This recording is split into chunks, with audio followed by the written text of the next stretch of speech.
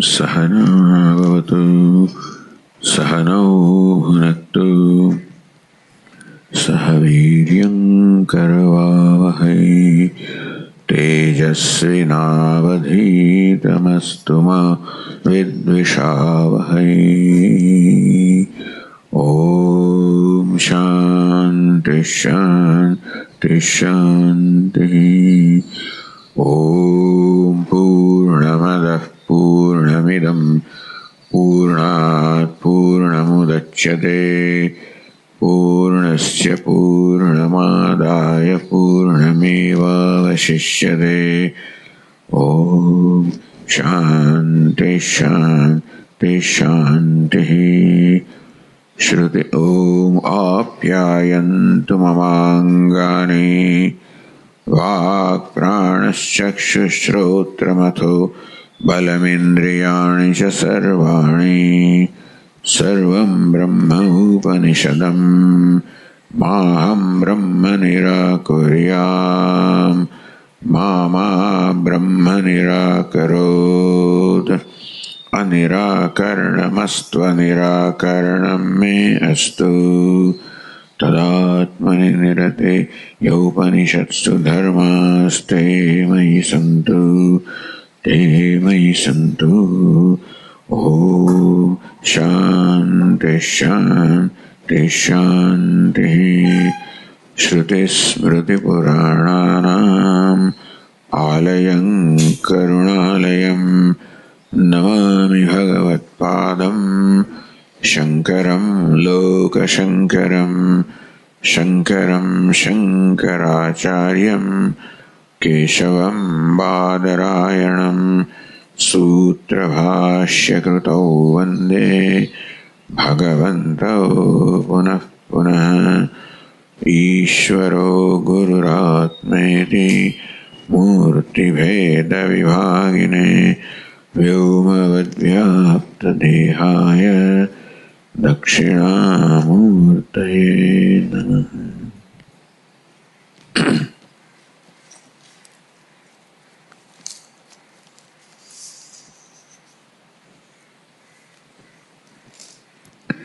આપણે કેનોપનિષદના વાક્ય ભાષ્યમાં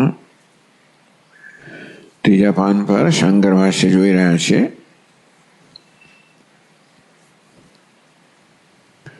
समाप्तं कर्म असमाप्तं कर्मात्मभूत प्राण विषय विज्ञानम। थोड़ोक अवाज ओछो कही शकाय। कर्म च अनेक प्रकारम। तो भाष्यकार जे पूर्व कांड छे अर्थात जे पेला 8 अध्यायो समाप्त थई गया छे एनु अवलोकन करता कहे छे संबंध दर्शावा माटे अनेक प्रकारम कर्म समाप्तम। पहला 8 अध्याय में अनेक प्रकारना नित्य नैमित्तिक प्रायश्चित काम्य ચોંટી જાય છે। अनेक प्रकारનો उपदेश કરવામાં આવે। विज्ञानम છે अनेक उपासना કરવામાં આવે। कर्म आत्म प्राण विषय विज्ञान कर्म का आश्रय से प्राण विषय उपासना को उपदेश કરવામાં આવે तो आ કરવામાં આવે तो એનાથી શું થાય? जयो विकल्प समुच्चय अनुष्ठानाद मात्र कर्मનું જ अनुष्ठान કરવામાં આવે अथवा कर्म उपासना के मात्र उपासना अनुष्ठान કરવામાં આવે तो दक्षिणोत्तराभ्याम सुदीभ्याम आवृत्ति अनावृत्ति भवतः।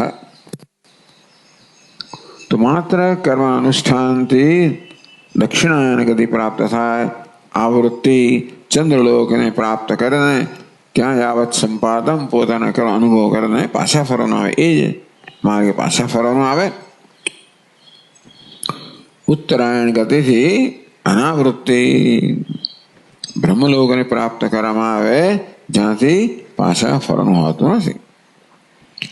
પણ આનંદગીરી ટીકાકારે સમજાવ્યું કે અનાવૃત્તિ અર્થાત પાછા ન ફરવાનું પણ આપેક્ષિક છે, અનૈકાંતિક નથી, ટૂંકમાં આત્યંતિક નથી.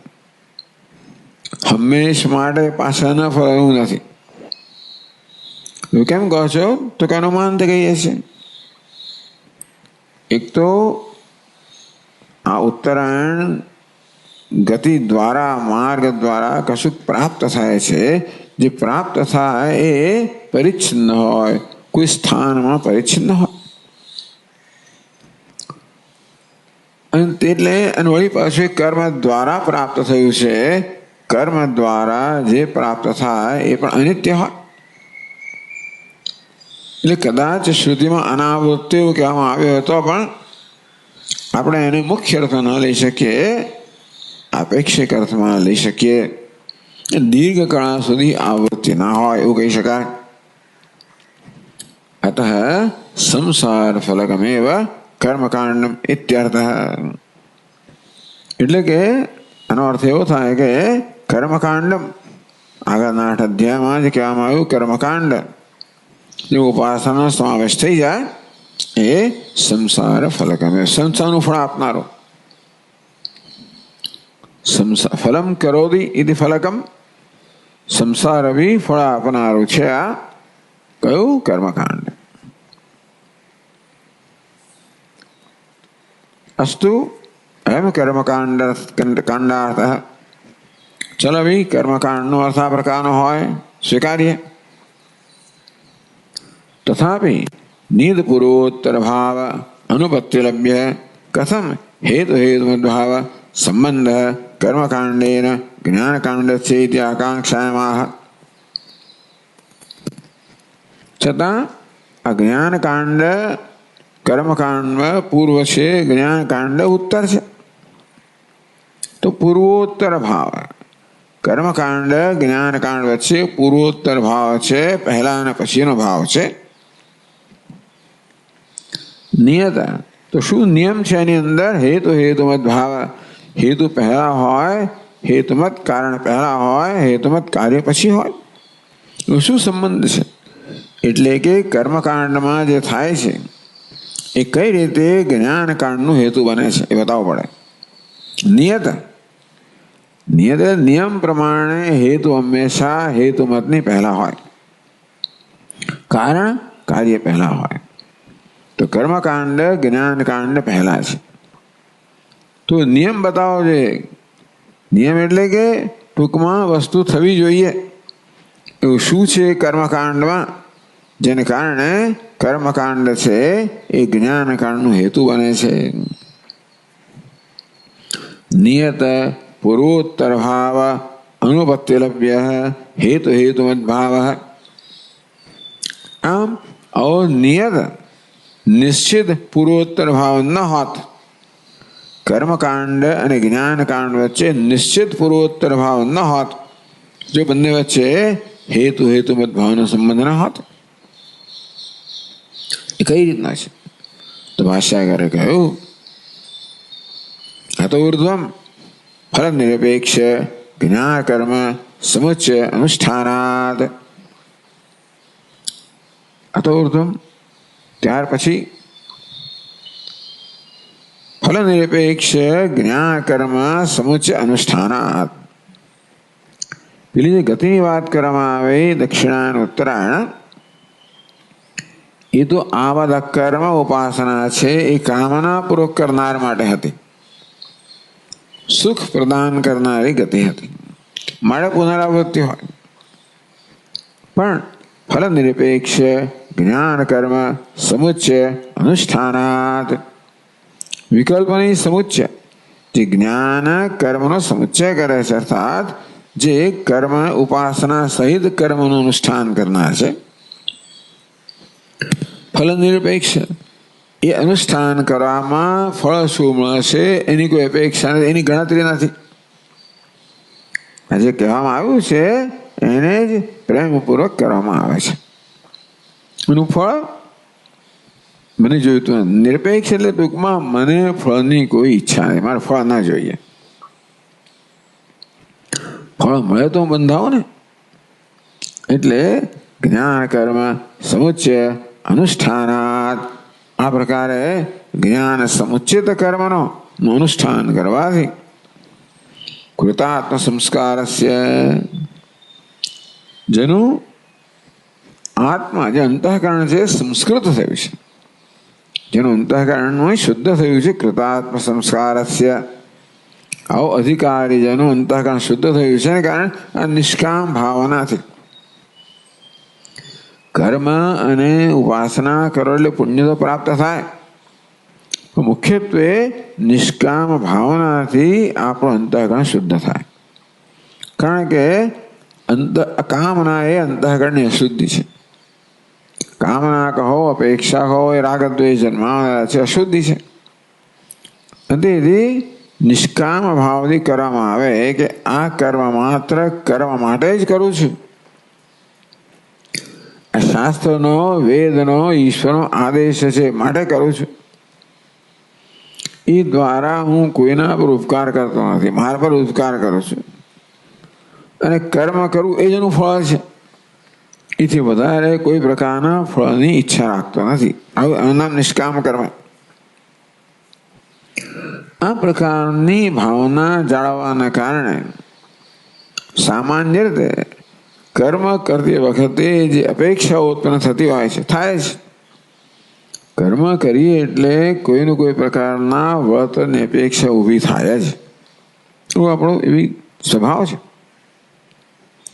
એ અપેક્ષા બંધન કરનારી છે. તેથી અપેક્ષા ઊભી થાય છતાં પણ એ ફળની અપેક્ષાને હું મહત્વ ના આપું,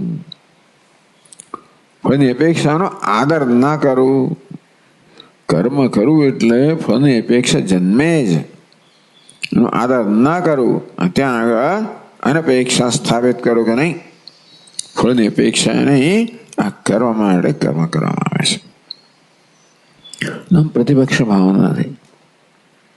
ટૂંકમાં કર્મ કરીએ એટલે ફળની અપેક્ષા સ્વાભાવિક ઉત્પન્ન થાય અને પ્રયત્નપૂર્વક ત્યાં આગળ નિરપેક્ષા સ્થાપિત કરવી પડે. એ પ્રકારે અપેક્ષા રૂપી અશુદ્ધિ છે ધીમે ધીમે થતી જાય. કૃતાત્મ સંસ્કારસ્ય ઉચ્છિન્ન આત્મજ્ઞાન પ્રતિબંધકસ્ય.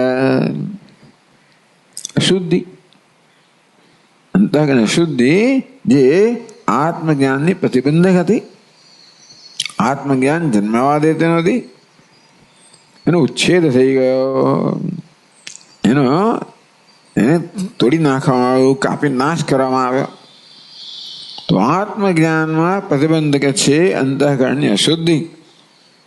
આ પ્રકારે યોગની ભાવનાથી કર્મ કરવા દ્વારા એ પ્રતિબંધક જેને ઉચ્છિન્ન કરી નાખ્યો, નાશ કરી નાખ્યો એવો અધિકારી. તો શું થાય? દ્વૈત વિશે દોષદર્શિન. હવે એને દ્વૈત વિષયમાં દોષ દેખાય છે તો ખરા જ. વસ્તુ હોય પણ દેખાય ક્યારે? આપણી દ્રષ્ટિ શુદ્ધ બને ત્યારે. આપણી આંખોની અંદર કંઈક તિમિર નામનો દોષ હોય, મોતીઓ હોય, કશું હોય તો હોય પણ આપણને ન દેખાય, કે સ્પષ્ટ ના દેખાય, કે ઉલટી વિકૃત દેખાય. એ દોષ દૂર થાય તો પછી વસ્તુ જેવી છે તેવી દેખાય. તેવી રીતે અંતઃકરણની આંખમાં અત્યારે આ દોષ છે. કેવો? અશુદ્ધ રૂપી દોષ છે, મલિનતાનો દોષ છે. યદા તે મોહકલિલમ બુદ્ધિર્વ્યતિતરિષ્યતિ તદા ગંતાસ્ય નિર્વેદમ શ્રોતવ્યસ્ય શ્રુતસ્ય છે. યદા તે બુદ્ધિ મોહકલિલમ વ્યતિરિષ્યતિ, ત્યારે બુદ્ધિ આ મોહરૂપી મલિનતા છે એને પાર કરી જશે. તદા ગંતાસ્ય નિર્વેદમ, ત્યારે વૈરાગ્ય પ્રાપ્ત કરશે. શ્રુતવ્યસ્ય શ્રુતસ્ય છે. આ લોક અને પરલોકના જે કઈ ભોગ હોય એ બધા પ્રત્યે વૈરાગ્ય પ્રાપ્ત કરશે. ત્યારે બુદ્ધિ જ્યારે આ મોહરૂપી મલિનતાથી મુક્ત થશે. આમ દ્વૈત વિષયમાં જે દોષ છે, ખરેખર તો દ્વૈત વિષયમાં દોષ ના કહેવાય, પણ દ્વૈત વિષય પર અધ્યારોપ કરવામાં, શોભનાધ્યાસ કરવામાં આવે છે. આમ જે જગતના વિષયો છે એને સુખનું કે દુઃખનું સાધન માનવું, એ સુખ આપે છે, દુઃખ આપે છે, એ ખરેખર દોષ છે. કોનો દોષ છે? મારી દૃષ્ટિનો દોષ છે. જગતના વિષયો સુખ પણ નથી આપતા, દુઃખ પણ નથી આપતા. એટલે ભલે આવું કોઈ દ્વૈત વિષય દોષ દર્શિન, બીજાના વિષયમાં કશો દોષ નથી, દ્વૈતમાં દોષ નથી ને કશાયમાં જે છે તે છે. બિચારું આવું સર્જન થયું છે, એમાં એનો શું દોષ છે? પણ જે છે એના કરતા જુદી રીતે જોવું એ મારી દ્રષ્ટિનો દોષ છે. જ્યાં સુખ નથી ત્યાં સુખ કે સલામતના દર્શન કરવા, એમાં વિષયનો દોષ નથી. જ્યાં દુઃખ નથી ત્યાં દુઃખ કે ભયના દર્શન કરવા, એ પણ એનો દોષ નથી. એટલે આપણી દ્રષ્ટિના દોષને કારણે આ વિષયોને સુખ કે સલામતીના સાધન માનવા, વિષય કહો, વ્યક્તિઓ કહો, સંજોગો કહો, જે કહો તે, અંતે રીતે બીજા વિષયો હોય, વ્યક્તિ હોય, સંજોગો હોય, ઘટના હોય, દુઃખના કે ભયના સાધન માનવા. આવું થતું હોય જ્યારે આપણા મનમાં રાગ દ્વેષ હોય ત્યારે. દ્વૈત વિષય દોષ દર્શીને ધીમે ધીમે આ પ્રકારના દોષ છે દૂર થતા જાય. જેમ જેમ મારો અંતઃકરણ શુદ્ધ થાય તેમ તેમ મારી વિકૃત દૃષ્ટિ છે આ જગતના વિષય પર, તે એ ધીમે ધીમે વિકાર દૂર થતા જાય. નિર્જ્ઞાત અશેષ બાહ્ય વિષયત્વાત, આ રીતે જે બહારના વિષયો છે સર્વને મેં સારી રીતે જાણી લીધા છે. નિશ્ચય જ્ઞાત જ્ઞાન, આ બધા વિષયો છે, બાહ્ય વિષયો કેવા છે? સારી રીતે એને જાણ્યા છે.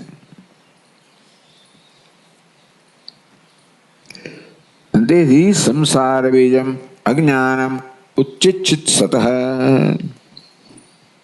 તો અજ્ઞાન જે સંસારનું બીજ છે, સંસારનું કારણ છે, એનો ઉચ્છેદ કરવાની ઈચ્છા ધરાવનાર એવી જન્મી ઈચ્છા. તો જો આવે છે આનંદગીરી શું કહે છે? આજ પાન પર, ત્રીજા પાન પર, છેલ્લેથી બીજી પંક્તિમાં, કામેના અનુષ્ઠિતમ કર્મ યદ્યપિ સંસારાય ભવતિ. કામેના એટલે કામી વડે, કામના કરનાર વડે, અનુષ્ઠિતમ કર્મ, કર્મ જ્યારે કામના કરનાર વડે કરવામાં આવે કે કામનાથી પ્રેરાઈને કરવામાં આવે, યદ્યપિ સંસારાય ભવતિ, એ કર્મ સંસારનું કારણ. કર્મ સંસારનું કારણ નથી બનતું. શું બને કારણ છે? કામના.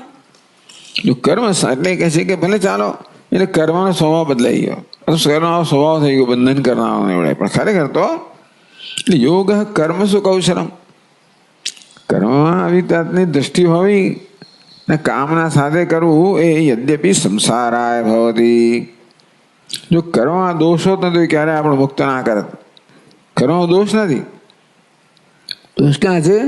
બુદ્ધિમાં. એ કર્મને કામનાથી કરવામાં આવે છે, એ કામના છે ને સંસારાય ભવતી. ખરેખર તો કર્મને કેમ સંસારનું કારણ કહ્યું? કારણ કે કર્મનો પ્રસંગ આવે ને એટલે આપણી કામના આપોઆપ જાગૃત થાય. કર્મનો સ્વભાવ છે કે બટન દબાવે છે, એનું રાગ દ્વેષનું બટન દબાવે.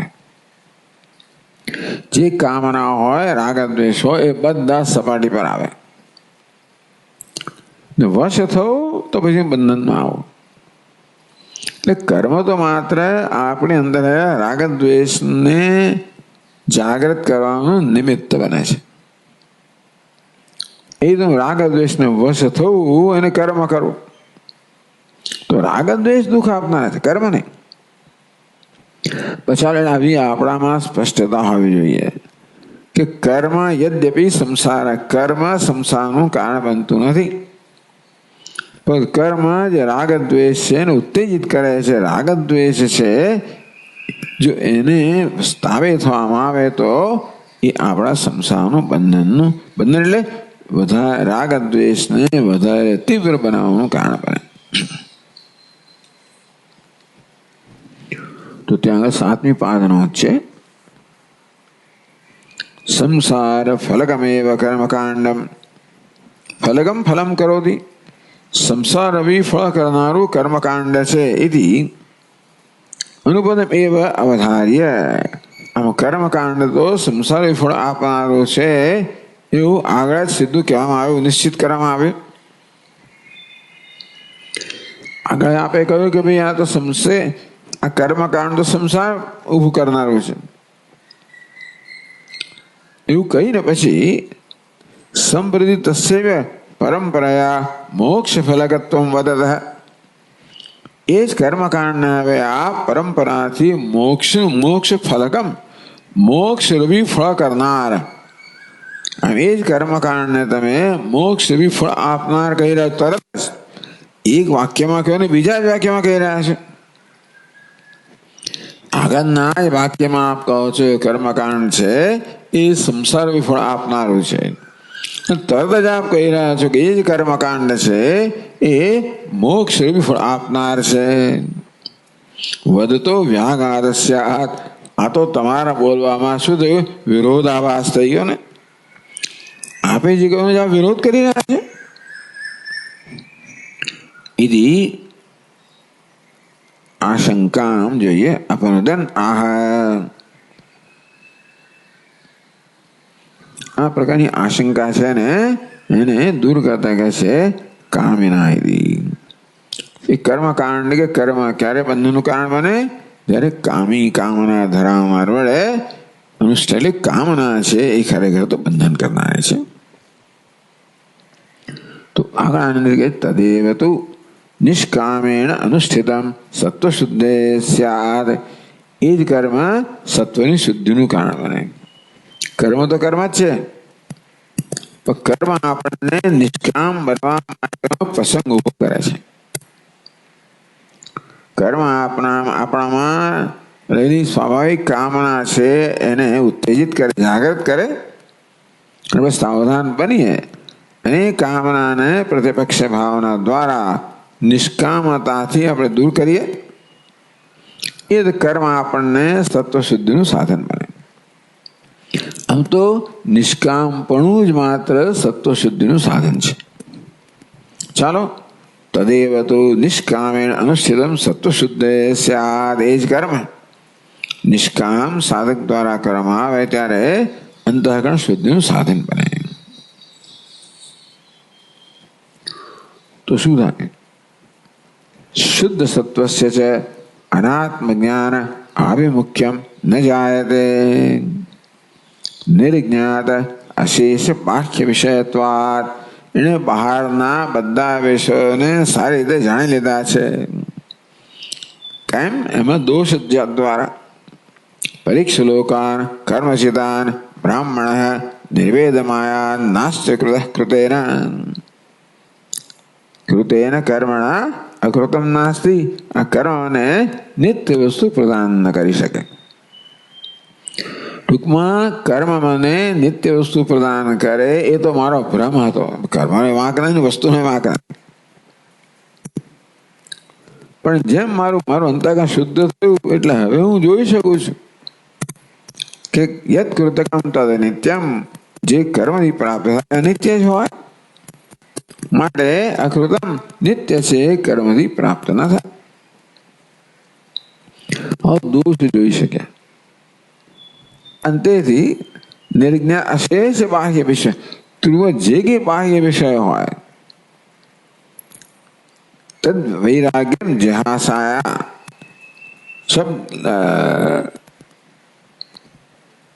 તદ વૈરાગ્યમ જિહાસાયા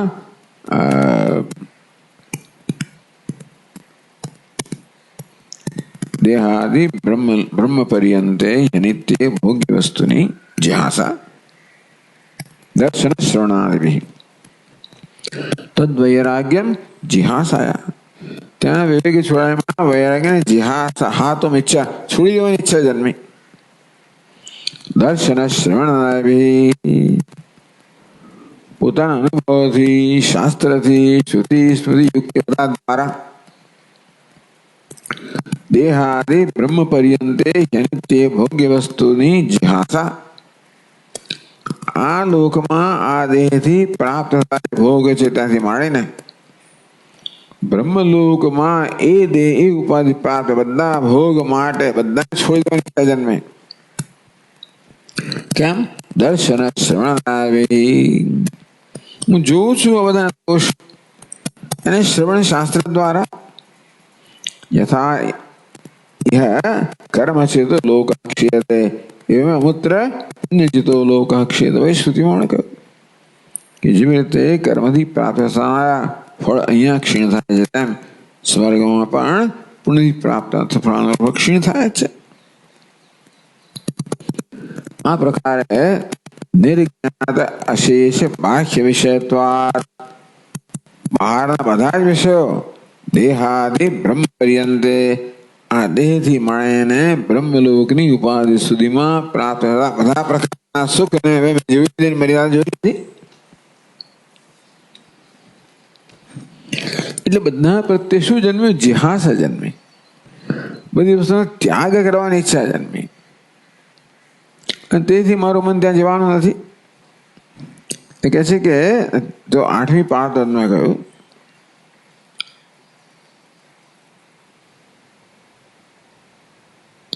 ઉચ્છિન્ન આત્મજ્ઞાન પ્રતિબંધકસ્ય,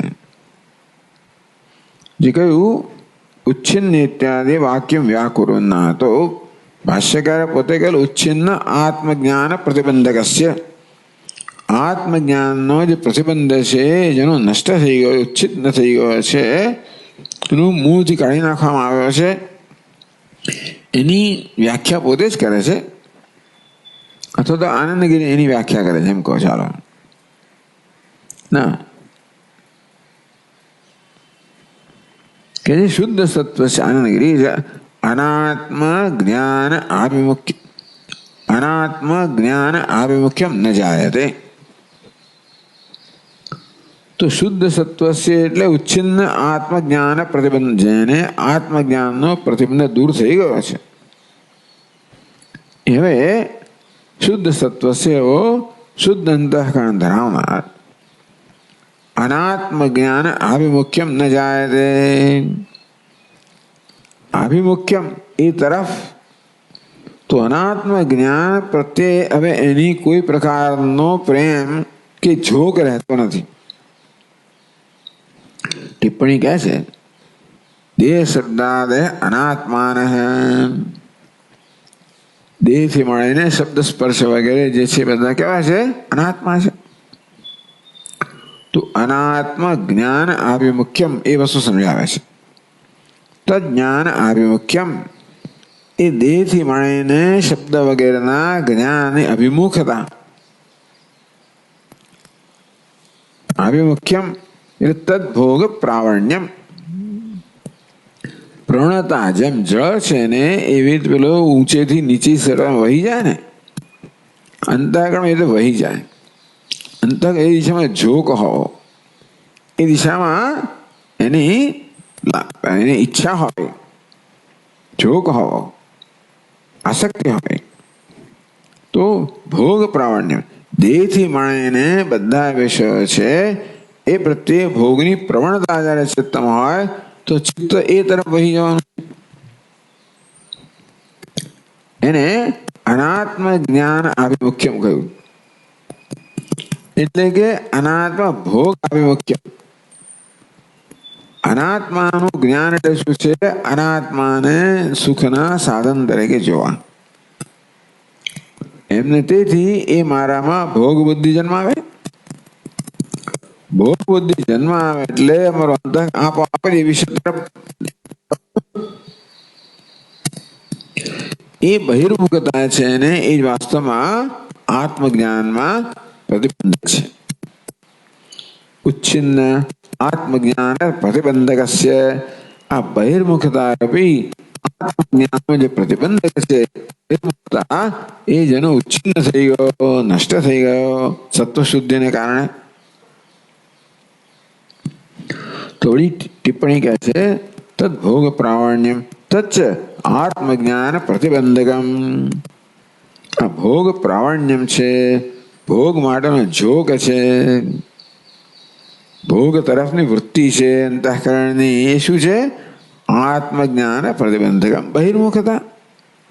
આત્મજ્ઞાન માટે અંતર્મુખતા જોઈએ.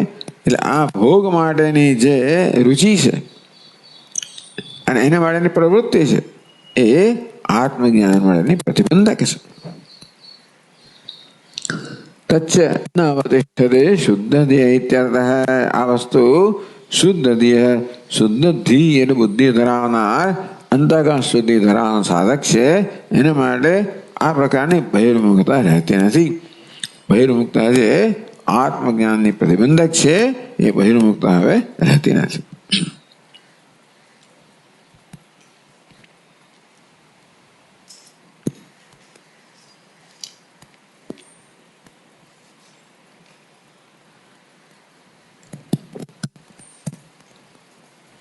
तो अन्य के आगे ऐसे अनात्म अभिनिवेशस्य अनर्थ अवधायत्वात् आत्मविषये जिज्ञासा जायते. तो क्या मानो कि अनात्म अभिनिवेशस्य, इन्हें प्रामाण्य कहो, अभिनिवेश कहो, तीव्र आसक्ति कहो, भोग बुद्धि कहो. तो अनात्मा એટલે બહારના જે વિષયો છે એ પ્રત્યે અભિનિવેશ હતો, આસક્તિ હતી. અનર્થ સાધન અવધારિતત્વાत्, આ પ્રકારનો દોષ છે એને હવે એની બુદ્ધિ જોઈ શકે છે. ભાષ્ય કરે કે ને નિર્જ્ઞાત અશેષ બાહ્ય વિષયત્વાत्, આમ બહારના વિષયમાં જે દોષ છે, શું દોષ છે? મારા મનને બહિર્મુખ કરવું. કેમ? મારામાં ભોગ બુદ્ધિ જન્માવીને. કેમ? કારણ કે મને એમના પ્રત્યે અભિનિવેશ ક્યારે હતો? મનમાં મલિનતા જયારે હોય, સ્વાભાવિક છે. મનમાં મલિનતા હોય, રાગ દ્વેષ હોય, ત્યારે કારણે અશાંતિ હોય, શું કહેવાય કે જડતા હોય, એટલે મને સારું ના લાગે. મનમાં રજોગુણ તમોગુણ સામ્રાજ્ય હોય ત્યારે મને સારું ના લાગે. એ બિચારો અંદર જો હોય અશાંત હોય, પોતાની સાથે જ સંઘર્ષ થતો. એટલા માટે કોઈક રીતે પોતાને ટાળવાની જરૂર પડે એટલે એનું મન બહાર ભાગે. ક્યાં ભાગે? ત્યાંથી એને શાંતિ સુખ મળતું લાગે ત્યાં. એટલા માટે એક વસ્તુ પ્રતિપક્ષ ભાવનાથી આપણે આપણા મનને વિષયથી મુક્ત કરવું જોઈએ, પણ સાથે સાથે આંતરિક રજસ એને આપણે આ પ્રકારે નિષ્કામ ભાવનાથી નિર્મૂળ કરવા જોઈએ. તો એ પ્રકારે અનાત્મ અભિનિવેશસ્ય અનર્થ સાધનતયા અવધારિત, કે અનાત્મ પ્રત્યે જગતના વિષયો પ્રત્યે જ અભિનિવેશ છે, જે આસક્તિ છે, એ અનર્થનું સાધન છે. એ સંસ્પર્શયા ભોગા દુઃખયોને એવતે આદ્યંતવંત કૌંતેય ન તુર્યમતે બુધઃ. શું કારણ છે? ઇન્દ્રિયોને વિષયસ્પર્શી જન્મનો સુખ દુઃખનું કારણ છે. તેછુ રમતે બુદ્ધિમાન ભ્રમણ કરતો નથી. એટલે આ બધું જોયું કે અનર્થનું સાધન છે. આ પ્રકારનો નિશ્ચય આના મનમાં જન્મ્યો છે કે બહારના વિષયો બંધન કરનાર, આસક્તિ બંધન કરનારી છે. એનું મન જ્યારે આ પ્રકારે બહિર્મુક્ત મુક્ત થઈ જાય, અંતર્મુખ બને, આત્મા અભિમુખ બને, ઢોળાવ થાય, આત્મ વિષય તો જિજ્ઞાસા. જિજ્ઞાસા જન્મ શું છે શું છે શું નહીં વગેરે. હવે જયારે મન આત્માભિમુખ હોય ત્યારે આત્મ વિષય જિજ્ઞાસા જાય તે કહે છે કે આત્માને જાણવાની ઈચ્છા જન્મે છે. મન જ્યારે અંતર્મુખ બને ત્યારે.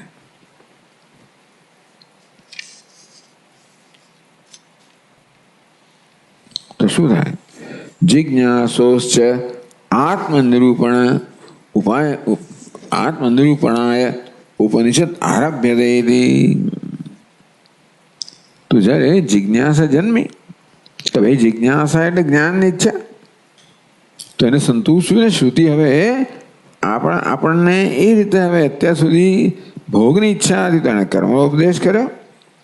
હવે જ્ઞાનની ઈચ્છા હોય ત્યારે હવે આપણને જ્ઞાનનો ઉપદેશ કરશે. જિજ્ઞાસુશ્ચ આત્મનિરૂપણ ઉપાય ઉપનિષદ આરભ્યતે. નિરૂપણાય ઉપનિષદ આરભ્યતે. જિજ્ઞાસુ માટે આત્મ તત્વનું નિરૂપણ કરવા માટે ઉપનિષદનો પ્રારંભ થાય છે. એટલે આ રીતે જે કર્મકાંડ છે એ જિજ્ઞાસુ તૈયાર કરે, અને ઉપનિષદ છે જ્ઞાનકાંડ છે એ જિજ્ઞાસુને આત્મ તત્વનો ઉપદેશ કરે. આ રીતે હેતુ હેતુમદ્ભાવ કર્મકાંડ છે હેતુ બને છે. શા માટે? ઉપનિષદ માટે. બતાવ્યો ભાષ્યકારે. તો એટલે ભાષ્યમાં કહેવામાં આવ્યું કે નિર્જ્ઞાત અશેષ બાહ્ય વિષયત્વાત સંસાર બીજમ અજ્ઞાનમ ઉચ્છેદ સતઃ ઉચ્છેદમ ઇચ્છતઃ. એટલે જિજ્ઞાસા જન્મી. એનામાં કોની જિજ્ઞાસા? આત્મજ્ઞાનની જિજ્ઞાસા જન્મી. શેના માટે? સંસારનું બીજ છે જ્ઞાન, એ બીજ સંસારના બીજના જ્ઞાનનો ઉચ્છેદ કરવા માટે આત્મજ્ઞાનની જિજ્ઞાસા જન્મી. અજ્ઞાનનો ઉચ્છેદ જ્ઞાનથી થાય. પ્રત્યેક આત્મા વિશે જિજ્ઞાસો એનામાં પ્રત્યેક આત્માની જિજ્ઞાસા જન્મી. જાણવાની ઈચ્છા હતી, પહેલા બહારના વિષયોની જાણવાની ઈચ્છા હતી. ઈચ્છામાં પરિવર્તન આવ્યું. શું આવ્યું? હવે એને પ્રત્યેક આત્માને જાણવાની ઈચ્છા જન્મી.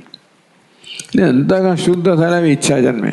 તેનો ભાવ એ છે જે પ્રકારનું અંતઃકરણ હોય ને એને અનુરૂપ ઈચ્છા હોય. રજોગુણ તમોગુણ ત્યાં આગળ ભોગની ઈચ્છા જન્મે. સત્વગુણ હોય ત્યારે જ્ઞાનની ઈચ્છા જન્મે, અને અત્યંત સાત્વિક બને ત્યારે આત્મજ્ઞાનની ઈચ્છા જન્મે. વિવેક થાય, વૈરાગ્ય જન્મે, એ પ્રકારે જિજ્ઞાસા જન્મે. પેલા દોષ દર્શન થાય, આત્મેચ્છા વ્યવસ્થિતતા, પછી આત્માની જાણવાની ઈચ્છાનો નિશ્ચય જન્મે. એવા જિજ્ઞાસો કે નિષેધમિતિ આત્મ સ્વરૂપ તત્વજ્ઞાનાય અયમ અધ્યાય આરભ્યતે. એવા પ્રત્યેક આત્માને જાણવાની ઈચ્છા ધરાવનાર સાધક માટે કે નિષેધમિતિ, તો આજે નવમો અધ્યાય છે એનો પ્રારંભ કે નિષેધમ એ શબ્દથી થાય છે. એ શેના માટે? આત્મ સ્વરૂપ તત્વ વિજ્ઞાનાય.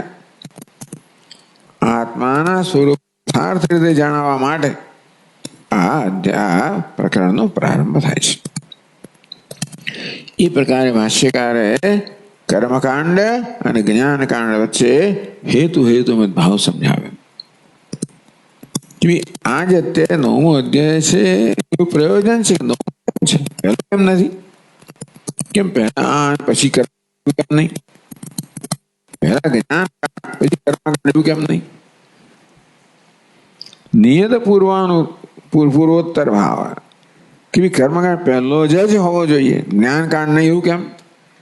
કારણ કે કર્મકાંડ ન હોય તો જ્ઞાનકાંડની ઉપયોગિતા રહેતી જ નથી. કર્મકાંડ છે એ જ્ઞાનકાંડ માટે સાધકને તૈયાર કરે છે. જ્ઞાનકાંડ પહેલો મૂકો અને એનો કોઈ અધિકાર ન હોય તો ઉપયોગ જ ના રહે. આમ દરેક કાંડને અધિકારી જોઈએ, કર્મકાંડને અધિકારી જોઈએ. કે અધિકારી જોઈએ જે કર્મના ફળની ઈચ્છા ધરાવનારો હોય, કર્મનું જ્ઞાન ધરાવનારો હોય, સામગ્રી ધરાવનારો હોય, વેદમાં શ્રદ્ધા ધરાવનારો હોય, દેવતામાં શ્રદ્ધા, એ બધી જોઈએ જરૂરિયાત છે. એવું નહોતું, એ લોકો કર્મ નહોતા કરતા, વૈદિક કર્મ ના કરે. આ તો બધા છેતરપિંડીનો ધંધો છે. વેદને છેતરપિંડીનો ધંધો માનનારા ત્યારે પણ હતા. આ બ્રાહ્મણો સમાજને ગેરમાર્ગે દોરવા માંગે છે અને એમને પૈસા પડવા માટે આ બધું કર્યું છે. તે વખતની વાત છે, વિચાર કરો. હિન્દુસ્તાનમાં આ પ્રકારના વિચારો ક્યારે તોટો હતો જ નહીં. અત્યારે છે એવું નથી, હંમેશા હતો જ. તો એ લોકો તો ના કરે, એટલે કર્મકાંડનો પણ અધિકારી છે. કોણ અધિકાર છે? જેને શાસ્ત્રમાં શ્રદ્ધા છે. શાસ્ત્રમાં જે ફળ કહેવામાં આવ્યું એ ઈચ્છે છે, એ માટે કર્મ કરવાનું સામર્થ્ય ધરાવે છે, જ્ઞાન ધરાવે છે, એનો અધિકારી છે. એનો પણ અધિકારી જોઈએ છે, એની શંકા નથી. પણ જ્ઞાનકાંડનો અધિકારી જુદો છે. એ જ્ઞાનકાંડનો અધિકારી નથી.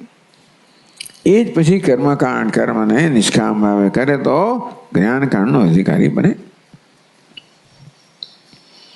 એટલે કર્મકાંડનું શું છે પ્રયોજન? જ્ઞાનકાંડના અધિકારીને તૈયાર કરો. એવી જાતનું વેદાંતિન ક્યાં છે? આપણે જો ઉપદેશ શાસ્ત્રીમાં કે ત્યાં તો સ્પષ્ટ કહેવામાં આવ્યું કે વેદનું એક જ પ્રયોજન મોક્ષ. સ્વર્ગ વર્ગ કશું પ્રયોજન છે જ નહીં, ધર્મ અર્થ કશું પ્રયોજન નથી. ત્યારે કેમ એવા કર્મકાંડનું ઉપદેશ કરવામાં આવે એમાં સ્વર્ગ પ્રાપ્ત થાય? એ તો શું કરે? આ માણસને બીજો અધિકાર તૈયાર જ નથી.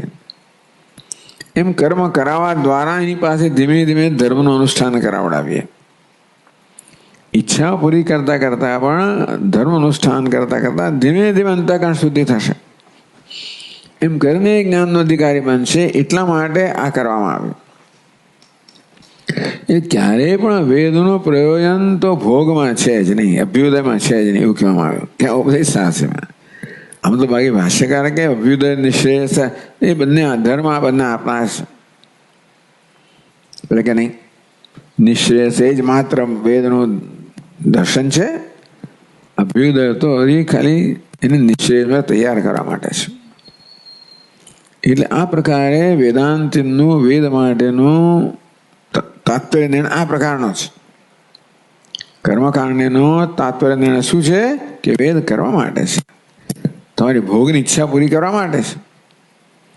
વેદાંત નહીં, તમારી મોક્ષની ઈચ્છા પૂરી કરવા માટે છે.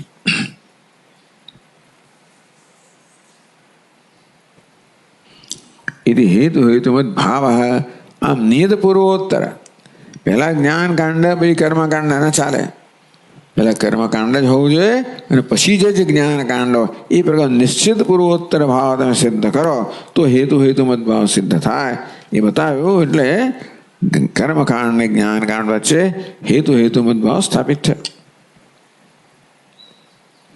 એટલું તો આગળ વધીએ તો આપણે હવે 5મા પાન પર છે.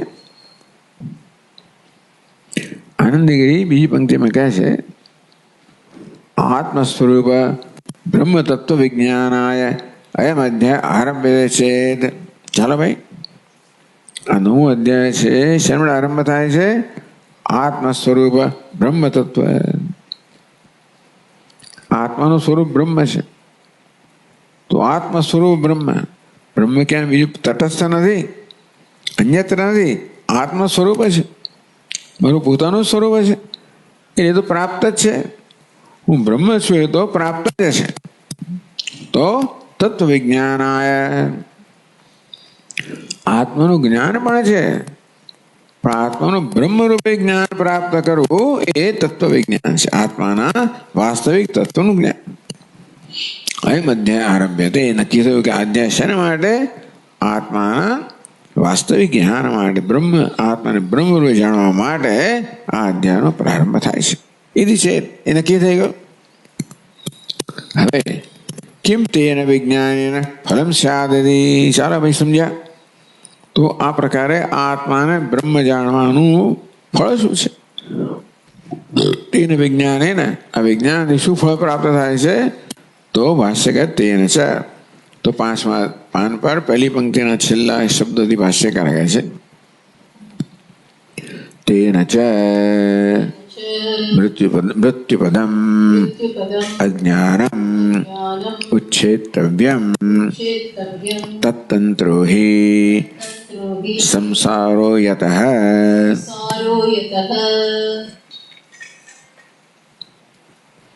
ચલો, જિજ્ઞાસુ તૈયાર થઈ ગયો.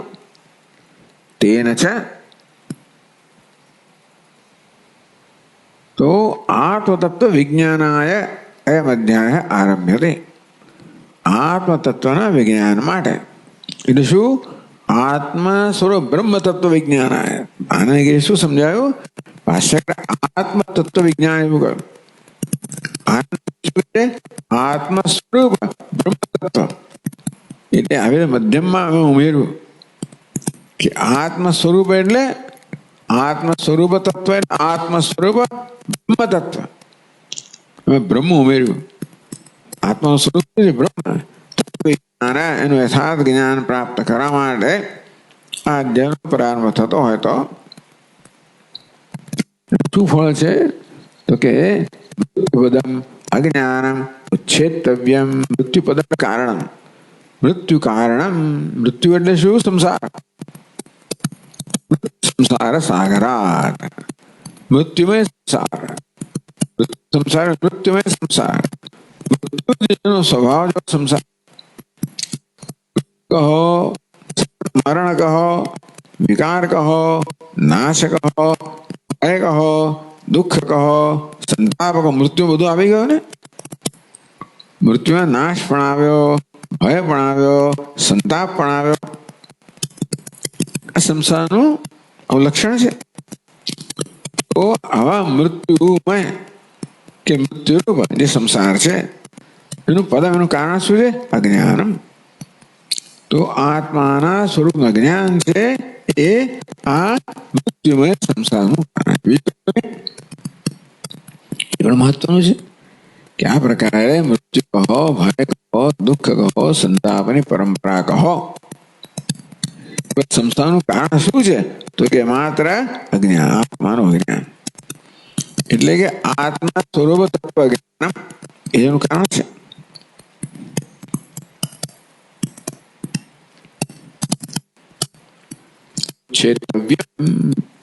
હવે ખબર કે અજ્ઞાન કારણ છે માટે ઉચ્છેદવ્યમ.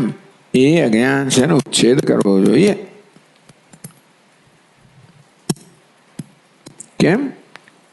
યતઃ તત્તંત્રો હિ સંસાર. યત કારણ કે સંસાર છે તત્તંત્ર, એને તંત્ર છે, એનાથી એના પર આધારિત છે, એનાથી શાસિત છે. ટૂંકમાં અજ્ઞાન છે ને એ જ સંસારનું કારણ છે અને એનો ઉચ્છેદ કરવાથી સંસારનો ઉચ્છેદ થાય. તો આનંદ કહે છે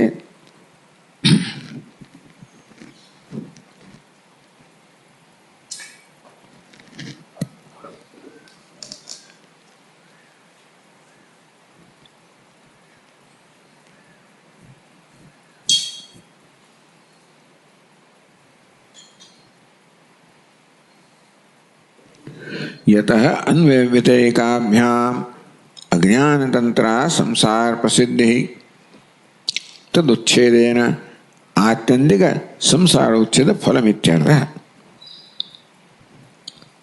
तो कहूँ ने मृत्युपदम अज्ञान उच्छेतव्यम तत्तंत्रो ही संसार. आ संसार है ने ए मात्र अज्ञान पर आधारित है, बीजू कशात पर आधारित नहीं.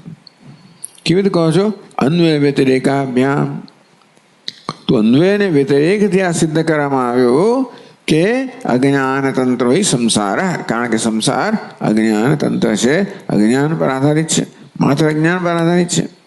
અજ્ઞાન છે ત્યારે સંસાર છે, અજ્ઞાન નથી સંસાર નથી. અન્વય વ્યતિરેક. અજ્ઞાન તંત્ર સંસાર પ્રસિદ્ધિ. આ સંસારની સિદ્ધિ કે પ્રસિદ્ધિ અજ્ઞાન એનું એક કારણ છે. અજ્ઞાન જેનું કારણ છે એવો આ સંસાર છે, એવું પ્રસિદ્ધ છે અન્વય વ્યતિરેકથી. તેથી અતઃ તજુચ્છેદેન આત્યંતિક સંસાર ઉચ્છેદ. તેથી અજ્ઞાનના ઉચ્છેદથી સંસારનો હંમેશ માટે ઉચ્છેદ થઈ જાય. અજ્ઞાન એકમાત્ર સંસારનું કારણ છે. તત્તંત્રો હિ સંસાર.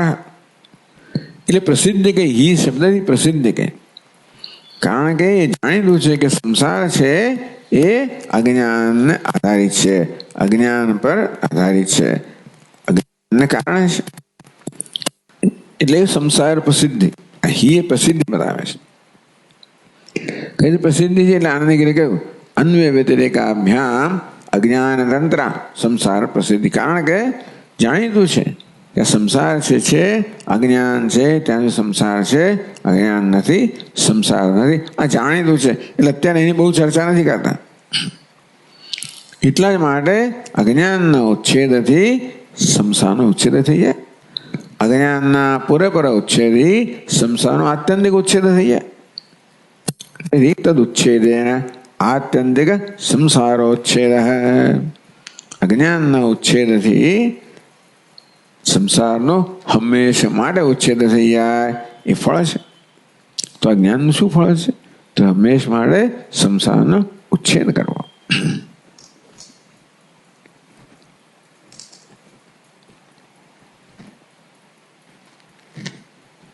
તો આનંદગીરી આગળ કહે છે મૃત્યુ કારણ પેલા આગળ મૃત્યુ પદમ કહ્યું હતું ને એ સમય મૃત્યુ કારણ કારણ મૃત્યુ કારણ પછી આત્મજ્ઞાન વચ્છેતવ્યમ એવું કહેલું ભાષ્યકારે મૃત્યુ કારણ આત્મજ્ઞાન ઉચ્છેતમ ઈચ્છા એ સમજાવે એ વાક્ય કે મૃત્યુનું જે કારણ આત્મજ્ઞાન છે એનો ઉચ્છેદ કરવાની ઈચ્છા ધરાવનાર ભાષ્યકારે જે કહેલું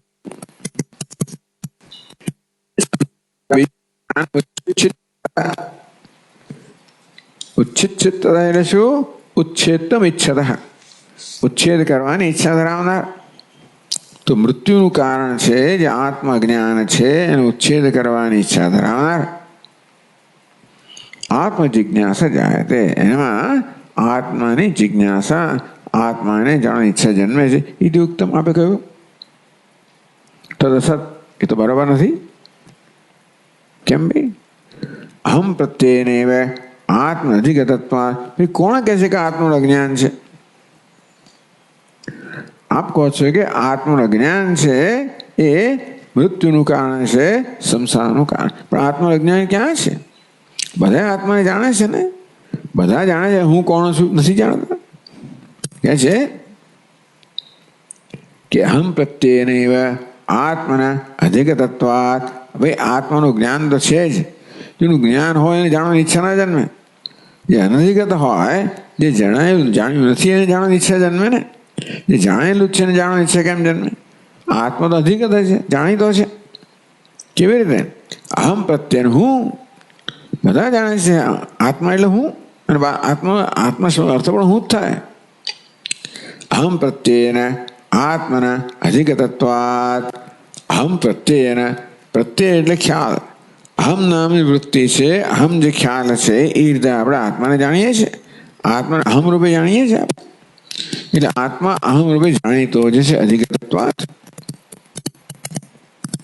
અધિગતે જિજ્ઞાસા અનુપત્તે જે આપણે જાણ્યું હોય એને જાણવાની ઈચ્છા ન જન્મે અધિગત જે વસ્તુ જાણેલી છે તો એને માટે જિજ્ઞાસા અનુપત્તે જાણેલી વસ્તુને જાણવાની ઈચ્છા કોઈ રીતે તર્કયુક્ત નથી ત્યાં પાંચમી પાદનો છે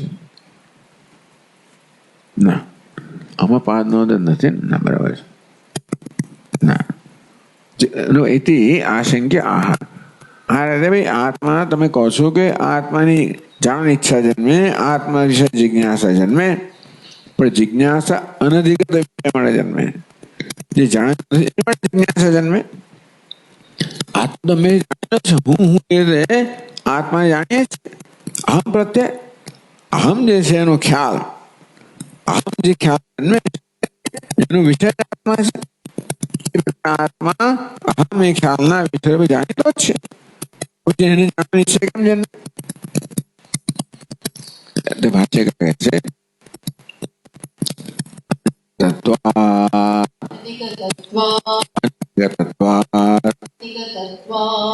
મને અધિગત સમાય અનધિગતત્વાત આત્મન યુક્તા તદ અધિગમાય તદ વિષયા જિજ્ઞાસા અનધિગતત્વાત અધિગત એટલે જાણેલું અનધિગત ન જાણેલું અનધિગતત્વાદ આત્મનઃ યુક્તા. આત્મા અત્યારે જાણેલો નથી. આપણે આત્માને જાણેલો નથી. એટલે કે આત્મા અત્યાર સુધી જણાયો નથી, જ્ઞાનનો વિષય નથી. અને યુક્તા યોગ્ય છે શું? તદ અધિગમાય, તદ એ આત્માને અધિગમ માટે, આત્મ અધિગમાય આત્માને જાણવા માટે, તદ વિષય જિજ્ઞાસા યુક્તા. કારણ કે આત્મા અત્યાર સુધી આપણે જાણતા નથી, માટે એને જાણવાની ઈચ્છા જન્મે યોગ્ય છે. પેલું કહે છે કે ભાઈ કોણે કહ્યું? એને કહ્યું કે અહમ જાણીએ તો કે નથી જાણતા. લો, એક જણ કહે છે કે આત્માને જાણીએ અહમ પ્રત્યેના વિષય રૂપે, ભાષા કહે નથી જાણતા. તો સમજાવે છે કે જાણીએ છીએ તો પણ નથી જાણતા. એટલે કેવું અજ્ઞાન છે? આ ભ્રમ છે. આત્માને નથી જાણતા એમ નથી, એના વિશે આપણે ભ્રમ સેવીએ છીએ. નથી જાણતા એમ તો ના કહેવાય. અહમસ્મી સદા ભામી કદાચન અપ્રિય જાણીએ જ છે. એટલે એવો આત્મા અનધિગત નથી, સ્વયં પ્રકાશ છે. સ્વયં પ્રકાશ હોવાને કારણે અજાણ્યો તો ન જ હોય, પણ એ સદા પ્રકાશિત હોવાના કારણે એના વિશે અનેક ભ્રમ પણ સેવાઈ રહ્યા છે. જે વસ્તુ આપણા જ્ઞાનનો વિષય બને એ ભ્રમનો વિષય બની શકે. ક્યારે? એનું સામાન્ય જ્ઞાન હોય, વિશેષ જ્ઞાન ના હોય. આમ રજ્જુનું સામાન્ય જ્ઞાન છે, આ વિશેષ જ્ઞાન રજ્જુ પણ નથી, ત્યારે ત્યાં આ સર્પ છે એ પ્રકારનો ભ્રમ જન્મી શકે. તેમ આત્માનું સામાન્ય જ્ઞાન છે, હું છું, છું પરિપૂર્ણ વિશેષ જ્ઞાન એ અંશની અંદર અધ્યારોપ થાય કે હું અલ્પ છું. પૂર્ણને બદલે અલ્પતાનો અધ્યારોપ થાય. અદ્વિતીયને બદલે દ્વૈતનો પરિચ્છિન્નતાનો અધ્યારોપ થાય. એટલે આત્માનું અજ્ઞાન આ પ્રકારનું છે. ભલે એની સ્પષ્ટતા ના કરવામાં આવી હોય. આત્મા એટલે પેલું કહે છે કે આત્મા જાણીએ છીએ, વાત સાચી છે. કઈ રીતે? એને સામાન્યતા જાણીએ છીએ. આપણે કે આપ નથી જાણતા બસ સાચે. કેમ? એને વિશેષતા નથી જાણતા. એટલે એ વિશેષતા આત્માને જાણતા નથી. એ રીતે એને વિશેષતા જાણવાની ઈચ્છા જન્મે. તો હવે આપણે આત્માને જાણીએ છીએ એ કેવું છે? બ્રહ્મ જ્ઞાન છે. તો કહે છે આનંદગીરી અહમ પ્રત્યસ્ય મનુષ્યત્વાદિ સમાનાધિકૃતસ્ય. આ શું છે? અહમ અહમ અહમ એ તો આત્મા વિશે આત્મા છે જ, પણ મનુષ્યત્વાદિ સમાનાધિકૃતસ્ય. પણ હંમેશા અહમ મનુષ્ય અહમ સાથે કશું જોડાયેલું જ હોય છે. એકલો અહમ ક્યારે પણ આપણા જ્ઞાનનો વિષય બનતો નથી. મનુષ્યો અહમ, સુખી અહમ, દુઃખી અહમ, કર્તા અહમ, ભોગ, એ પ્રકારે શું થયું? સમાનાધિકૃતસ્ય. અહમ પ્રત્યય છે ને એને એકલો જાણવા નથી આવતો. ક્યારે? એને સમાનાધિકૃત કરવામાં આવ્યો. એ અધિકરણમાં બીજાને મૂકવામાં આવ્યું. એ રીતે અહમને હંમેશા મનુષ્ય સુખી દુઃખી કરતા ભોગતા એ પ્રકારે જાણવા. સીધો અહમ નર્યો અહમ જાણવામાં આવતો નથી.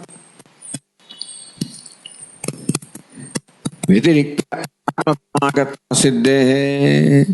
તો આ પ્રકારનો જે પ્રત્યય છે, અહમ પ્રત્યય કહો છો, પણ અહમ પ્રત્યય કેવો છે? મનુષ્ય અહમ, કર્તા અહમ, ભોગ. આ પ્રત્યય જે છે ને એ વ્યતિરિક્ત આત્મ પ્રમાણકત્વ અસિદ્ધે. પ્રકારનું જે જ્ઞાન છે એ આત્મા મનુષ્યત્વ કરતા જુદો છે. એ જ્ઞાન માટે કરી ના શકે. ટૂંકમાં મનુષ્યોહમ આવું જે આપણો પ્રત્યય છે ને એ ક્યારે પણ આત્મા દેહ વગેરે કરતા ભિન્ન છે એ ભેદનું જ્ઞાન જન્માવી જ ન શકે. કારણ કે આ દેહા ઉપાધિમાં અહમભાવ કરવાથી આ પ્રત્યય જન્મ્યો છે. તો ઉપાધિમાં અહમભાવ કરવાથી પ્રત્યય જન્મ્યો છે એ આત્મા ઉપાધિ અલગ છે એવું જ્ઞાન ન જ કરાવી શકે ને. દેહ વ્યતિરિક્ત આત્મના વ્યતિરિક્ત આત્મ પ્રમાપકત્વ અસિદ્ધે. અહમ પ્રત્યય છે ક્યારે પણ દેહથી વ્યતિરિક્ત આત્મા છે, ઉપાધિ વ્યતિરિક્ત આત્મા છે. સ્થૂળ સૂક્ષ્મ કારણ શરીરાત વ્યતિરિક્ત પંચકોશાતીત અવસ્થાત્રય સાક્ષી સન. એટલે આ રીતે આત્મા તો સ્થૂળ સૂક્ષ્મ કારણ દેહથી વ્યતિરિક્ત છે, પંચકોશથી અતીત છે, ત્રણ અવસ્થાનો સાક્ષી છે. આ પ્રકારનું જ્ઞાન મનુષ્યોહમ કરતા ક્યારે ન કરાવી શકે. સમજ પડે ને? આ પ્રત્યય છે મનુષ્યોહમ કે કર્તાહમ ભોક્તાહમ, એ ક્યારે પણ હું સ્થૂળ દેહ વ્યતિરિક્ત જ્ઞાન ન કરાવી શકે, કારણ કે સ્થૂળ દેહ સહિતનો પ્રત્યય છે ને, સ્થૂળ દેહમાં અહમભાવની જન્મનો પ્રત્યય છે. એ ક્યારે હું સ્થૂળ દેહથી અલગ છું પ્રત્યય એવું જ્ઞાન કરાવી જ ના શકે. એટલે જે પ્રત્યય હંમેશા જન્મે છે એ ભ્રમ છે, જેમાં આત્મા અનાત્માને સમાનાધિકરણ એક અધિકરણ મૂકવામાં આવ્યા છે. ટૂંકમાં મનુષ્યત્વાદિ સમાનાધિકૃત એટલે અનાત્મ સમાનાધિકૃત અહમ પ્રત્યય છે. અહમ પ્રત્યય હંમેશા અનાત્મા સાથેનું અધિકરણ એક જ અધિકરણ ધરાવે છે. માટે શુદ્ધ આત્માનું જ્ઞાન પ્રદાન કરવા એ સક્ષમ નથી. એટલે આ રીતે ઈચ્છા જન્મે કે આ પ્રત્યયથી ક્યારે મને વ્યતિરિક્ત આત્માનું જ્ઞાન જન્મી ના શકે. એટલે કયો પ્રત્યય જન્મે? અહમ બ્રહ્માસ્મ, એવો પ્રત્યય જન્મે તો જ મને વ્યતિરિક્ત આત્માનું જ્ઞાન જન્મે. વાદિના વિપ્રતિપત્તિ દર્શનાથ છે. વળી આત્મા વિશે બધા વાદીઓ છે, જે બધા કહેવાય છે વિવાદ કરનારાઓ છે, એ બધા ભિન્ન ભિન્ન પ્રકારના ખ્યાલ ધરાવે છે. કોઈ કે આત્મા નથી, કોઈ કે દેહ આત્મા છે, કોઈ કે આત્મા કરતા છે, ભોગતા છે, વગેરે સુખી છે, દુઃખી, અનેક પ્રકારના ખ્યાલ આત્મા વિશે ધરવામાં આવે છે. દેહમ પ્રાણ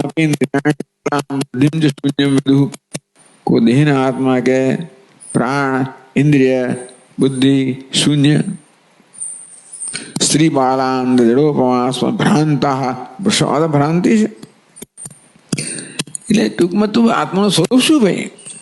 આ બધા વાદીઓ જયારે જાત જાતના આવેલા આત્મા વિશેના પોતાના અભિપ્રાય પ્રગટ કરતા હોય તો આપણે થાય ને કે ભાઈ એનું શું વાસ્તવિક સ્વરૂપ છે. એટલે આત્માની જિજ્ઞાસાનું બે કારણ થયું. આત્મા અધિગત એ રીતે કે આત્માનું વાસ્તવિક સ્વરૂપ અધિગત નથી, એને ભ્રમ સહિત જાણવામાં આવે. અને બીજું એક આત્મા વિશે બધા વાદીઓમાં વિપ્રતિપત્તિ, અનેક પ્રકારના વિરોધી અભિપ્રાયો છે. અંતેથી યુક્ત જિજ્ઞાસા માટે કોઈ પણ વિચાર કરનાર મનુષ્યને આત્મા વિશે જિજ્ઞાસા જન્મે યોગ્ય છે.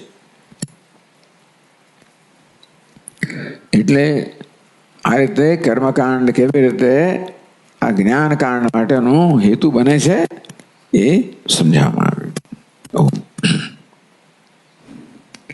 ઓમ પૂર્ણમદ પૂર્ણમિદમ પૂર્ણાત પૂર્ણમુદચ્યતે પૂર્ણસ્ય પૂર્ણમાદાય પૂર્ણમેવાવશિષ્યતે. ઓમ શાંતિ શાંતિ શાંતિ. શંકરમ શંકરાચાર્યમ કેશવમ બાદરાયણમ સૂત્રભાષ્યકૃતૌ વંદે ભગવन्तौ પુનઃ ઈશ્વરો ગુરુરાત્મેતિ મૂર્તિભેદવિભાગિને વ્યોમવદ્વ્યાપ્તદેહાય દક્ષિણામૂર્તये નમઃ. ઓમ શાંતિ શાંતિ શાંતિ. હરિ ઓમ. શ્રી ગુરુભ્યો નમઃ. હરિ